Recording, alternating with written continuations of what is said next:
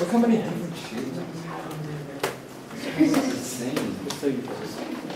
Okay. So those are all different colors. We'll get to colors in a little bit, but yes, they get colors. Okay, so another thing you may or may not have found on W3 School is how to make tables. And so you start off with table and you end with table. And then within tables, it's by row and then by column. So TR stands for table row. And then within that, you can have TH for table header, which just makes it bold. And then if you add another table header, it starts another column. So then from there to add another row, you add another pair of TRs. And within there, you add TD for table data. And so you can put whatever you want within table data. In this case, we're just going to be doing text. But you add another one for another column. One thing to note is that these tables don't have to be uniform. If you didn't have that table data with the B, it would just be missing that bottom right square. And HTML is totally fine with that. So tables are a lot of times used just to organize things, even when the tables don't have borders. So they're used all over the place. It just takes a little while to get used to the structure and remembering to close off the rows and the data and stuff like that. And then a couple more things. Any idea what A stands for? It stands for anchor. And that's how you do a link. So A for anchor tells you the type. And then href tells you where that link actually points to. And then what you put between the opening and closing tags is actually what will show up in blue with the little underline based on how you have the styling of your web page set up. Yeah? So what does HRE add? I think it's HTML reference or something. Oh, okay.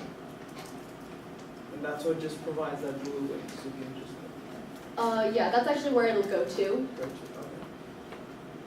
Okay. And then this is an image. And so it gets a little more complicated here. So we have the image is the type, and then SRC is for source, which actually tells the file name of the image you want to display.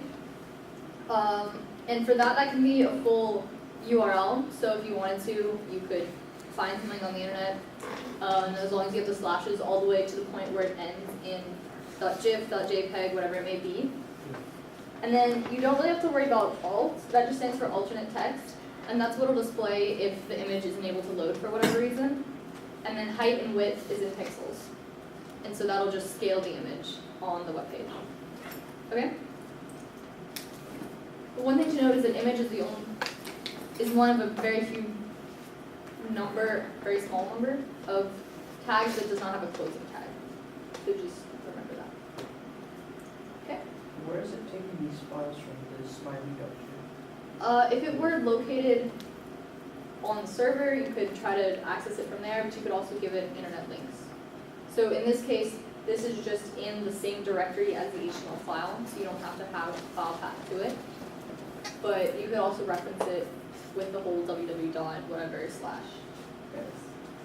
So in a minute, I'll have you guys look up pictures online. Yeah? So on the back side, what's the 42? Oh, on the image? Pixels. Yeah. And you can change that to be in all sorts of units, but it's pixels by default. Okay? So a couple more Emacs commands, now we're getting into longer documents. Does anyone know what Control K stands for and what it does? Kill. So that just cuts a line of text, whether you want to get it back or not. And then Control Y stands for Paste. yank, and it will paste it. So that's your copy and paste, which comes in handy a lot. One thing to note is that if you want to copy from outside of PuTTY and put it into PuTTY, you copy it normally in the browser or whatever, and then just right-click in PuTTY. And it'll appear wherever your cursor currently is, not necessarily where your mouse is. Does that make sense? By cursor, I mean like the blinky thing where you were last typing, not actually the mouse. So that's how you'll take really long, ridiculous file names or website paths and put it into PuTTY. And then Control A. Actually, this one moves to the beginning of a line. They were just running out of letters. And then Control E. same thing here. End of the line. Yes, moves to the end of the line. And there are lots and lots and lots and lots of other Emacs commands. There is a built-in tutorial within Emacs, and there's also all sorts of online resources. So you can have, my favorite, for example, are macros, where you show what you want it to do, and then tell Emacs to do it again as many times as you want. So for example, I took all of your names that you inputted into the form. They were like capital whatever, space, and then your last name. I wanted to make it lowercase, and I wanted to delete the last name. I'm sure people have done this before by hand. It's a pain.